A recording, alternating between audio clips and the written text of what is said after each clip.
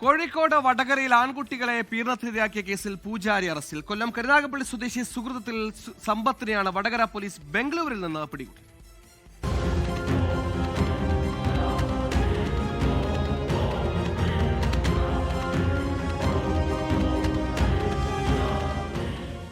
ആറും 12 വയസ്സുള്ള സഹോദരങ്ങളെ ക്രൂരപീഡനത്തിന് ഇരയാക്കിയ കേസിൽ അമ്മയുടെ സുഹൃത്ത് ആണ് പിടിയിലായത്.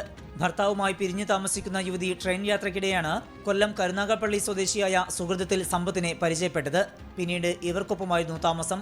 ഇതിനിടയിലാണ് സമ്പത്ത് കുട്ടികളെ പീഡിപ്പിച്ചത്. ലൈംഗികമായി പീഡിപ്പിച്ചതിനൊപ്പം തേപ്പുപെട്ടി ഉപയോഗിച്ച് പൊള്ളിച്ചും മുട്ടുസൂചി കൊണ്ട് കുത്തിയും ക്രൂരമായി മർദ്ദിക്കുകയും ചെയ്തിരുന്നു. മാതാവ് ജോലിക്ക് പോയ സമയത്തായിരുന്നു പീഡനം. സംഭവത്തിൽ കഴിഞ്ഞ മാസം 16-നാണ് വടകര പോലീസിൽ പരാതി നൽകിയത്. പോലീസ് കേസെടുത്തതോടെ ഇയാൾ ഒളിവിൽ പോയി.